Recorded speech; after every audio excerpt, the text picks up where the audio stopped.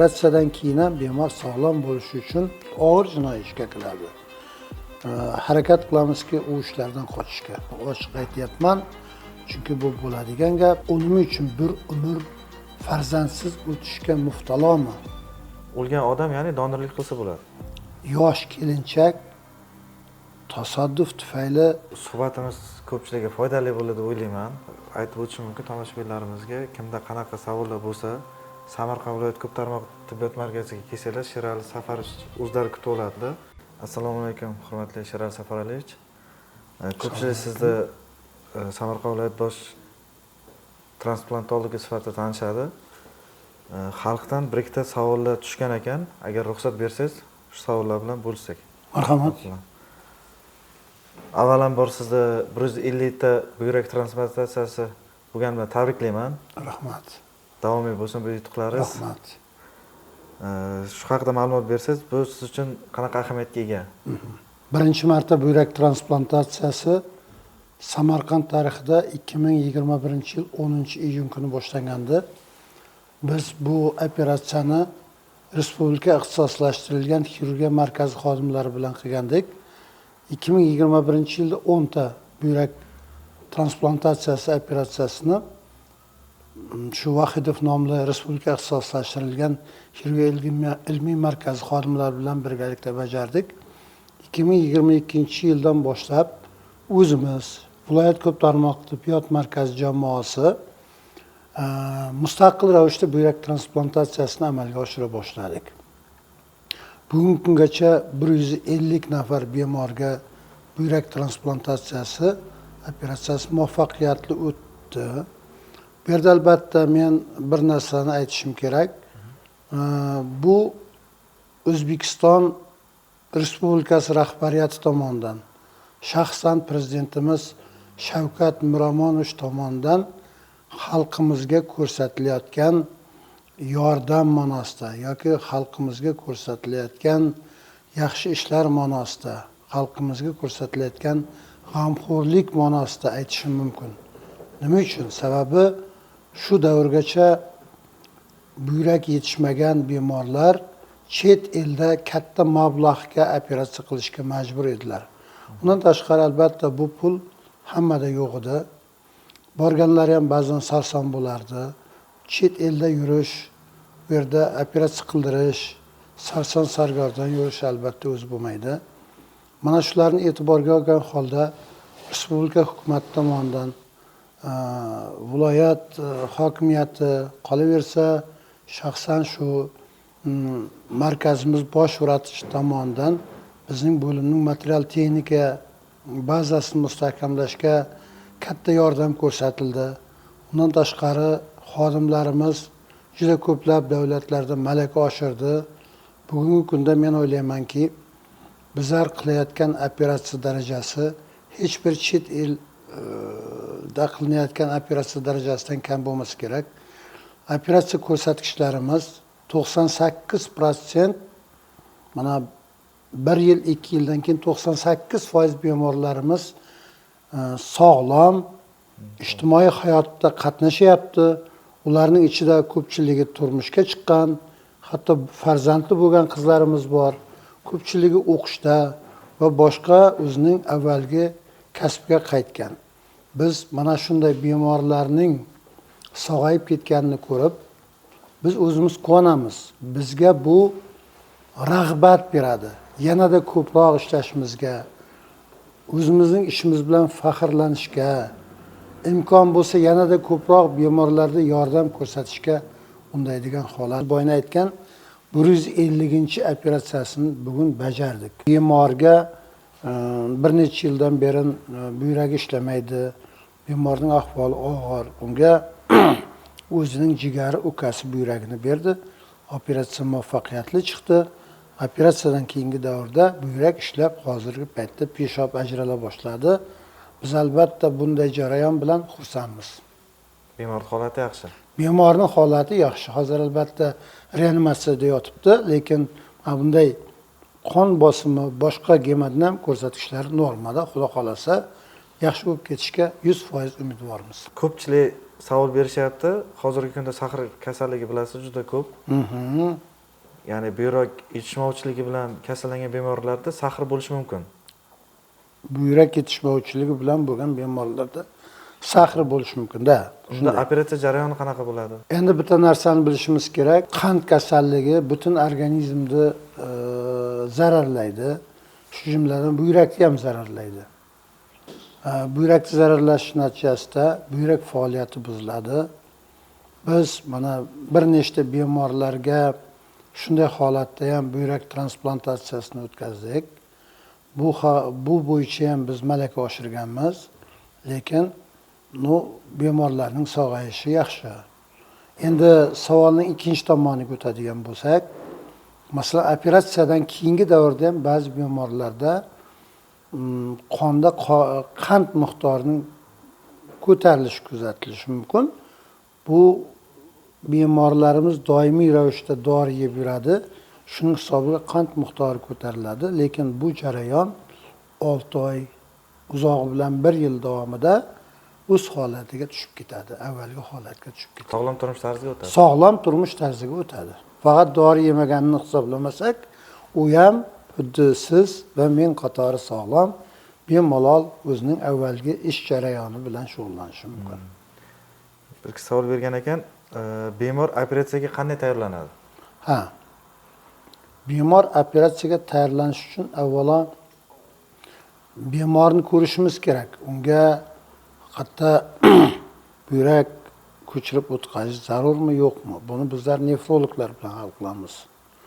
Albatta ko'pchilik holatlarda bemorlar sun'iy buyrak mo'jizalarini, ya'ni gemodiazni olavergandan keyin bu haqda shubha bo'lishi mumkin emas. Bu bemorlarga absolyut holatda buyrak transplantatsiyasi ko'rsatilgan va uni tayyorlay boshlaymiz.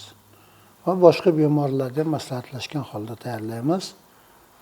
Qanday tayyorlanadi? Birinchidan bemorga donor topishimiz kerak. Hozirgi kunda O'zbekiston Respublikasi normativ qonunlari bo'yicha yaqin qarindoshlari donor bo'lishi mumkin. Bu albatta donor bo'lish majburiy emas. Hozirgi kunda bizlarning barcha donorlarimiz o'zining qarindoshlariga, masalan, otasi bolasiga, bolasi otasiga yoki bo'lmasa onasi bolasiga shunday holatlarda o'zining ixtiyori bilan beryapti. Endi buni tayyorlash jarayonida donorlar tekshiriladi. Ularning qon guruhlari bemorning qon guruhi bilan mos bo'lishi kerak. Ikkinchidan, ularning buyragi yaxshi ishlashi kerak. Uchinchidan, bitta buyragini olganimizdan keyin uning sog'ligiga zarar kelmasligi kerak. Mana shuning uchun donor albatta bir necha tekshirish etaplaridan o'tadi. Biz uni mana shu jarayonni tekshirganimizdan keyin uni donorlikka qabul qilamiz. Donorlikka qabul qilganimizdan keyin DNK tekshirishlari mosligini aniqlaymiz. Agar DNK tekshirishlari mosligi bo'lsa, yana bir bor notariusdan, bu yuridik tomoni, notariusdan ular bizga o'zlarining tilxatlarini olib kelishadi. Shu bemor buyrakni olishga rozi, donor buyragini berishga rozi. Har xil bemorlarda tayyorlash jarayoni har xil davom etadi. Masalan, og'ir bemorlarni operatsiyaga tayyorlash uchun ba'zan 1 oy, 2 oygacha vaqt ketadi. Sababi ular uzoq vaqt davomida organizmda immun sistemi o'zgargan. Uni normaga keltirishimiz kerak. Ularning qoni kam yoki bo'lmasa elektrolitlari kam, oqsili kam. Ular har xil kasalliklarga chalingan bo'lishi mumkin. Ularni davolash jarayoni shuning uchun 15 kundan 2 oygacha cho'ziladi. Chunki bizlar qachonki operatsiyani bemor normal holatda o'tkazish kerak. Operatsiyadan yaxshi uyg'onib, sog'lom bo'lish kerak. Chunki bizlarga ular o'zining jonini noyob Alloh tomonidan berilgan yagona boyligi jonini shom topshiryapti.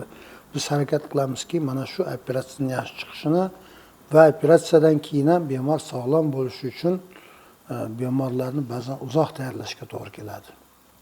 Mana faoliyatingiz davomida sizga shu pulga muhtoj bo'lgan odamlar o'zini buyragini sotaman deb kelganmi?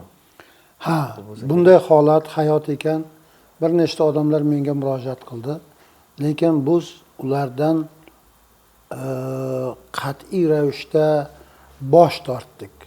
Chunki bu O'zbekiston qonunchiligida belgilab qo'yilgan organni sotish bu jinoiy ishga kiradi. Juda katta jinoiy ishga kiradi. Og'ir jinoiy ishga kiradi. Shuning uchun biz bu odamlar bilan iloji boricha gaplashmaslikka harakat qilamiz. Gaplashganda ham ularga значит qat'iy rad javobimizni beramiz. Shuning uchun bizlar faqat hozirgi kunda bemorning qarindoshlaridan buyrak olib, bemorga buyrak qo'yamiz. Begona odamdan bizlar olmaymiz. Savob yo'lida buyrak beraman deganlar ham bo'lganmi tajribangiz davomida? Qanaqadir qo'shnisi bo'lishi mumkin, yaqin tanishi bo'lishi mumkin. Buyragi tushsa agar qilish imkoniyati bormi bizda? Ha, savob yo'lida berganlar bor. Masalan, savob yo'lida qanday bergan? Masalan, bo'lasi, ammasi bular qonunchilikda bizlarda belgilangan, ruxsat berilgan. Amakisi beryapti savob yo'lida o'zining jigari uchun, ham savob uchun. Lekin juda uzoq bo'lib ketsa bizlar qabul qilmaymiz, chunki u yerda korrupsion elementlar bo'lishi mumkin.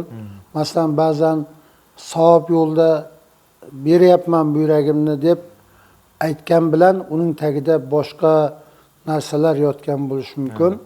Shuning uchun biz u ishlarga harakat qilamizki, u ishlardan qochishga. Oila a'zolarini qo'llab-quvvatlash qay darajada muhim? Eng avvalo albatta moddiy tomondan qo'llab-quvvatlash kerak. Qanday moddiy tomondan qo'llab-quvvatlash kerak? Operatsiyaga tayyorlash davomida ham ma'lum miqdorda mablag' ketadi. Chunki organizmni tayyorlash uchun dori-darmon, tekshirishlar, boshqa bunga moddiy mablag'lar ketadi. Ikkinchidan, bemor operatsiyadan keyingi davrda ham ba'zi dorilarni o'zi sotib olishi mumkin. Bunday holatlar bo'lyapti. Birinchi navbatda moddiy qo'llab-quvvatlash kerak.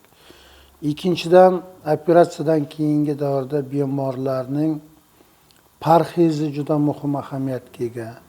Ularning 3 oy davomida karantin holatida yashash kerak. Chunki ular organizmida immunitetni juda susayib turganmiz. Haligi begona buyrakni tanimaslik uchun. Shuning uchun u payti viruslar yuqish ehtimoli juda kuchli. Shuning uchun bemorlar alohida yashash kerak. Mana shuning uchun oila a'zolarining qo'llab-quvvatlashi juda muhim ahamiyatga ega. Undan tashqari eng muhimi ma'naviy tomondan qo'llab-quvvatlash kerak. Bemorga ishonch berish kerakki, что bu kunlar o'tadi. Oldimizda yorug' kunlar, sog'lom kunlar.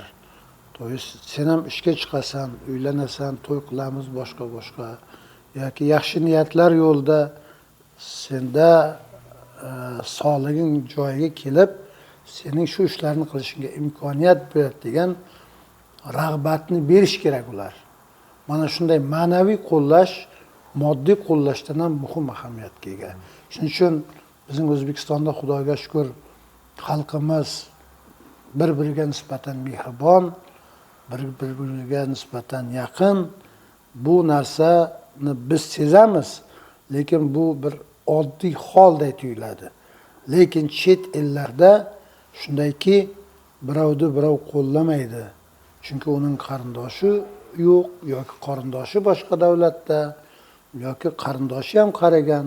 Lekin bu tomondan xalqimizga Xudo bergan, xalqimizga bu qadriyatlarga boshqa millatlar, boshqa davlatlar havas qilsa arziydi.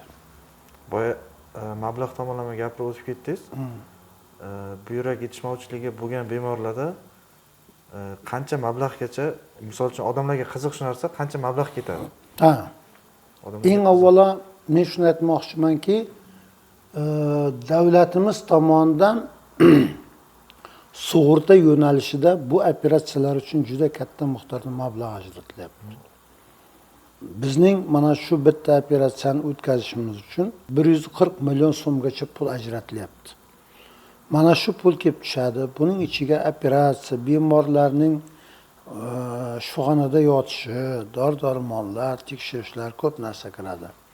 Lekin baribir ba'zi jihatlari borki, mablag'lar ketadi. Orada masalan 5 million, 10 million mablag' ketishi mumkin. Sug'urtadan tashqari. Bu davlat bergan sug'urtadan tashqari. Buni ochiq aytyapman. Chunki bu bo'ladigan gap. Chunki mana shu ba'zi dorilar bu sug'urtaning ichiga kirmaydi. Ba'zi tekshirishlarni ambulatorni o'tkazish kerak. Mana shuning uchun shuncha mablag' baribir ketadi. Mana eshitib olishlaringiz mumkin. Bosh transplantologimizdan ochiqlandi narxlar. Chet elda juda ham qimmat bu operatsiya. Chet elda har xil davlatda har xil. Masalan, Turkiyada bitta buyrak transplantatsiyasi operatsiyasi hozirgi kunda 18-22 ming dollar. Belarusiyada 50-60 ming dollar. Agar qanchalik g'arbga ketaversangiz, buning narxi oshib ketaveradi. Lekin bitta tomoni borki, bizda arzon degani operatsiyaning sifati past degani emas. Bu arzonligi davlat tomonidan ko'rsatilayotgan g'amxo'rlik, shu bemorlarga berayotgan moddiy yordam hisobiga bemorlarimizga bu operatsiya narxi past bo'lib chiqyapti-da. Mana shuni e'tiborga olishimiz kerak. Yana bitta savol kelib tushgan ekan. Organ donorligi haqida xalq orasida ma'lumot yetarlimi deb? 2022-yilda O'zbekistonda organlar va to'qimalar transplantatsiyasi to'g'risida qonun qabul qilindi. Bu qonunga muvofiq sog'lom odamlar bemorlarga o'zining qarindoshlariga organlarni berish mumkin. Undan tashqari mana shu qonunda borki, vafot etgan odamlarning ham organlarini ishlatish mumkinligi yozilgan. Lekin bu to'g'rida xalqimizda hali tushuncha yetarli emas. Masalan, deylik, bir kishi hayotdan ma'lum sabablar tufayli vafot etdi. Lekin uning organlari boshqa bir kishining hayotini saqlab qolsa, o'sha vafot etgan odamga bundan ziyod savob bo'lishi mumkinmi? Masalan, chet ellarda ba'zi vafot etgan odamlar 6-7 ta odamga donor bo'lishi mumkin. Qanday donor bo'lishi mumkin? Uning yuragi, buyragi, jigari, ichaklari, ko'z pardalari va boshqa organlarni bir vaqtning o'zida olish mumkin. Shuning uchun bu jihatdan olganda xalqimiz bilan juda ko'p ishlashimiz kerak. Xalqimizning tushunchasini oshirishimiz kerak. Nima uchun? Agar biz musulmon dindan kelib chiqadigan bo'lsak ham, musulmon davlatlarida ham o'lganlardan organlarni olib boshqa odamlarga qo'yishga ruxsat berilgan. Bu qonun O'zbekiston Respublikasining organlar transplantatsiyasi to'g'risidagi qonundagi har bir bunaqa elementlar o'zimizning O'zbekiston Respublikasi muftiyati bilan kelishilgan holda yozilgan. Shuning uchun mana men bilaman, musulmon davlatlaridan Eron davlati, Turkiya davlati, bularda vafot etganlarning organlari juda ko'p ishlatiladi. Juda ko'p Ya'ni ishlatiladi. aytmoqchisiz-ki, o'lgan odam ya'ni donorlik qilsa bo'ladi. Donorlik qilsa bo'ladi, o'lgan odam. Masalan, deylik, Xudo hech kimning boshiga solmasin, avtohalokat tufayli vafot etdi. Ma'lum yoshroq kishi. U bosh miyasi o'lgani bilan, lekin boshqa organlari ish faoliyatini davom ettirishi mumkin. Bir odamni hayotga qaytarish mumkin. Ikkinchi bir odamning ko'rishini tiklash mumkin. Uchinchi bir odamning o'pkasini almashtirish mumkin. Shuning uchun men o'ylaymanki, bu din tomonidan ham, ilmiy tomondan ham to'liq ruxsat berilgan narsa. Mana shunday Eron davlati, to'g'ri boshqa musulmon davlati, arab davlatlarida ham musulmonchilik nuqtai nazaridan ham organlarni berish, vafot etganlarning organlarini transplantatsiya qilish keng yo'lga qo'yilgan. Shu jihatdan hali xalqimiz bilan ko'p ishlashimizga to'g'ri keladi. Yana bir savol, Samarqand viloyat ko'p tarmoqli tibbiyot markazi organ transplantatsiyasi bo'yicha kelajakdagi asosiy maqsadlari qanday? Transplantatsiya shunday sohaki, o'zi bor yo'g'i bir 70 yildan buyon rivojlanayotgan soha. Birinchi transplantatsiya, buyrak transplantatsiyasi 1954-yil, jigar transplantatsiyasi 1963-yilda bajarilgan bo'lsa. Lekin u juda ko'p sohani qamrab olyapti. Masalan, bizda viloyat ko'p tarmoqli tibbiyot markazida buyrak transplantatsiyasi, jigar transplantatsiyasi, suyak ko'migi transplantatsiyasi yo'lga qo'yilgan bo'lsa, lekin transplantatsiyaning shunday sohalari borki, hali biz u haqda o'ylab ko'rsak ham amalga oshirganimiz yo'q. Masalan, tasavvur qilingki, yosh kelinchak tasodif tufayli bachadonni olishga to'g'ri keldi. U nima uchun bir umr farzandsiz o'tishga muftalomi? Mana shunday holatlarda bachadon transplantatsiyasini amalga oshirish kerak. Yoki bir kishining ichagini o'smalar tufayli olib tashlashga to'g'ri keldi. Unday holatlarda yegan ovqatlar hazm bo'lmaydi. Mana shunday holatlarda ichak transplantatsiyasini yo'lga qo'yishimiz kerak. Masalan, qancha odamlarda o'pka kasalliklari bor. Nafas ololmaydi. Har doim hansirab yuradi. Unga o'pka transplantatsiyasini yo'lga qo'yishimiz kerak.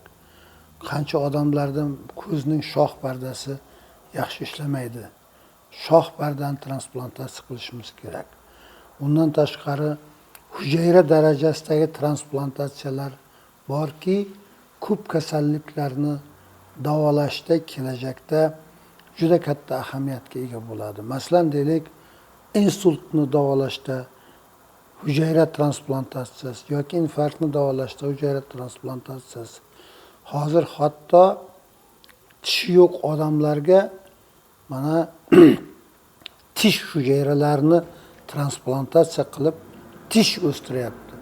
Shuning uchun buning qamrovi, diapazoni juda keng. Faqat bu sohada biz ishlashimiz kerak. Mana shu xalqimizning og'irni yengil qilishga, uning kasalliklarini yaxshilashga, hayot sifatini yaxshilash uchun bizlarga shu berilayotgan imkoniyatlardan ko'proq foydalanishimiz kerak. Shu ko'pchilik bemorlarimiz, misol uchun, chet elda operatsiya qildirmoqchida, hozir nima deya olasiz? Endi men aytmoqchimanki, nima bo'lganda ham o'zingizniki yaxshiroq. Nima uchun deng? O'zingizning ko'ylagingiz o'zingizning badaningizga yaqin. Shuning uchun agar buyrak sohasini ham, jigar sohasini ham oladigan bo'lsa, bizning bemorlar bilan suhbatlashsin. Va chet elga borib kelgan bemorlar bilan suhbatlashsin.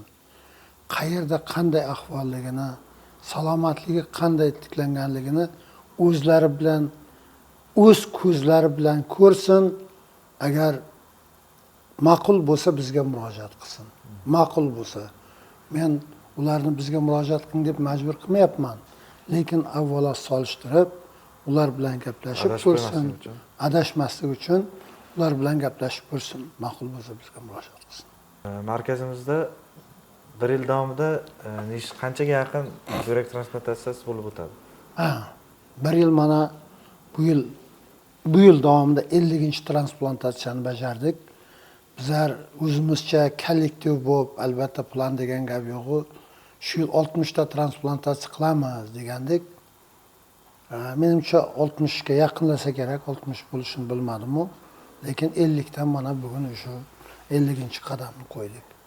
1 yilda bizning viloyatimizga 4 million aholi yashaydigan bo'lsa, 160 ta buyrak transplantatsiyasiga ehtiyoj bor. 160 ta. Dunyo bo'yicha hisoblab chiqilgan 1 million kishiga 1 yilda 40 ta buyrak transplantatsiyasini o'tkazish kerak. 4 million aholimiz bo'lsa, shu 160 ta bo'ladi. Endi masalan bizlar 60 ta transplantatsiya qilsak, 100 tasi boshqa joyga ketyapti deb ayta olmayman. Ular masalan bir qismi ma'lum, bir qismi albatta 5 ta, 4 tasi Toshkentga ketayotgan bo'lishi mumkin, 5 ta, 10 tasi chet elga ketayotgan bo'lishi mumkin. Lekin hali bizlar o'zimiz to'liq bemorlarni qamrab olganimiz yo'q. Qanday? Masalan, mana bolalarda buyrak transplantatsiyasini hali bizlar endi yo'lga qo'yyapmiz bolalarda. Qandli diabetlarda buyrak transplantatsiyasini endi yo'lga qo'yyapmiz. Bizning bo'limimizning oldiga qo'ygan eng katta vazifasi bu Samarqand viloyatida buyrak transplantatsiyasiga ehtiyojmand bo'lgan hamma bemorlarni qamrab olish. Hamma bemorlarni. Masalan, 160 ta bemor bizga murojaat qilsa, 160 tasiga ham buyrak transplantatsiyasi qilishga imkoniyat yaratishimiz kerak. Chunki ular chet elga borib sarson-sargardon bo'lmasligi kerak. Ularning umri qisqa bo'lmasligi kerak. Ular kasalmand bo'lmasligi kerak. Sog'lom, sifatli va shu sog'liqni o'zimizning yurtimizda. Transplantatsiya bo'lgandan keyin qancha vaqt yashashga kafolat beriladi yoki kafolat bor yoki yo'q? Hozirgi kunda oxirgi dorilarimiz, takrolimus degan dorilarimiz mana shu buyrakning ko'chirib o'tkazgandan keyin doimiy ichadigan dorilardan bittasiga kiradi. Bu dorining ishlab chiqarilganiga o'zi mana deylik 1994-yilda ishlab chiqarilgan bo'lsa, bor yo'q 30 yil bo'ldi. Lekin bemorlarimiz borki, dunyo miqyosida 35 yil yashayapti buyrak transplantatsiyasidan keyin.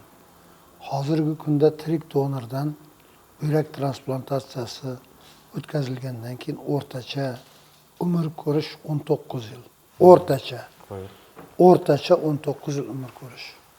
Bu degani 19 yildan keyin tamom degani emas. Unga buyragi ishlamay qolgandan keyin qaytadan boshqa buyrak qo'yish mumkin.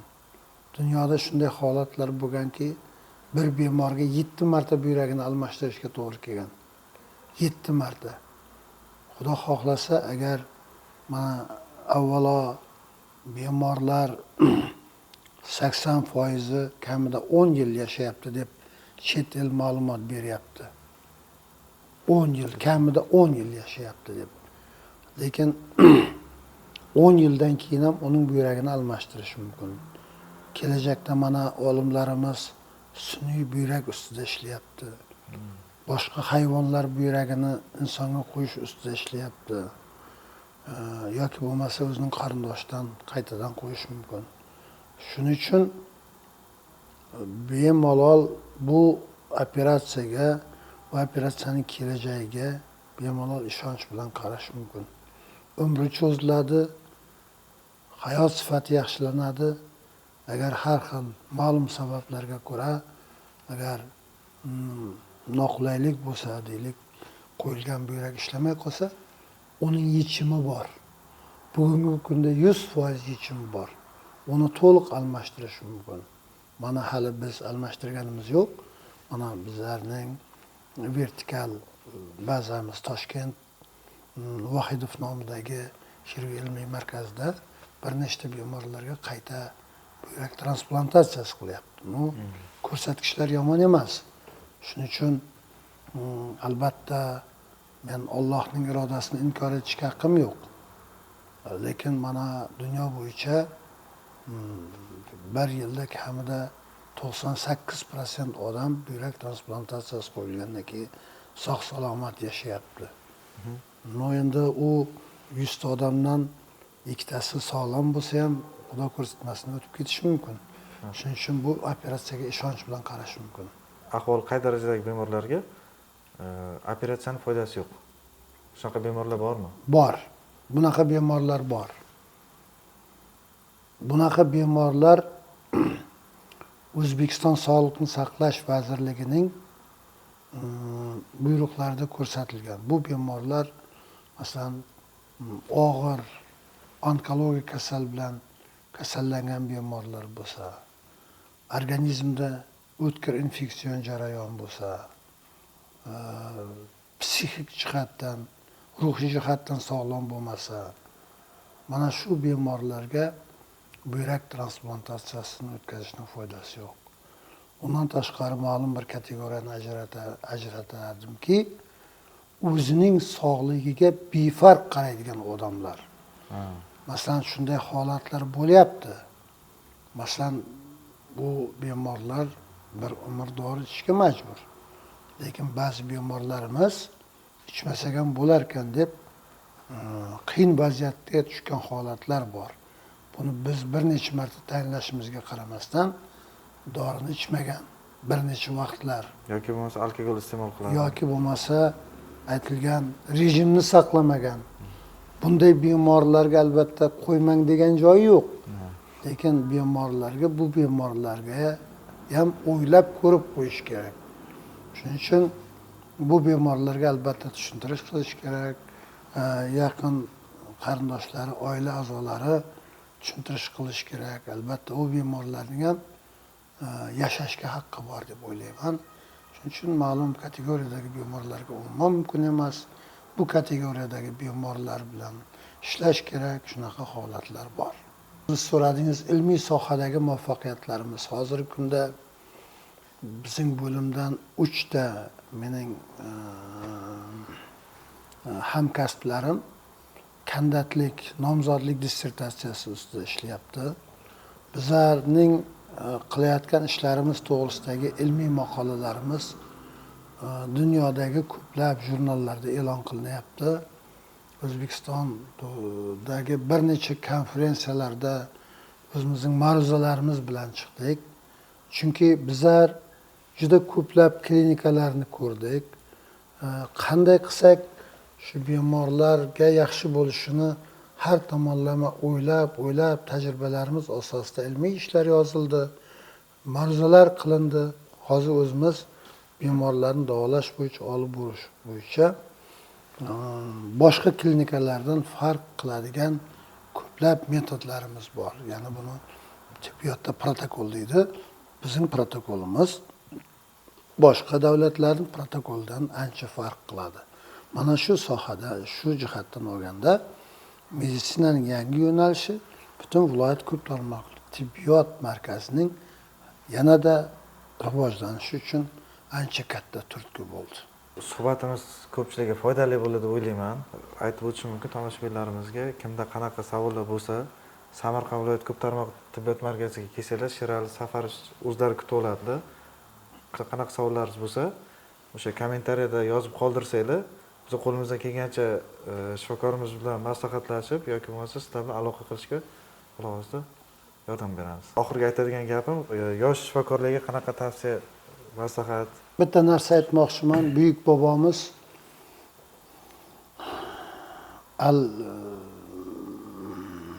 Buxoriy aytganki, nojot bilimda. Agar biz bemorlarga nojot beradigan bo'lsak, o'zimiz shundan ishdan nojot topadigan bo'lsak, o'qishimiz, malaka oshirishimiz kerak. O'z ustimizda tinimsiz ishlashimiz kerak. Bilim bo'lsa, ko'p narsaga erishish mumkin. Shuning uchun ularning har doim bilimli bo'lishingizni tilayman. Xalqimizga esa, bizni eshituvchilarga esa faqat salomatlik tilayman.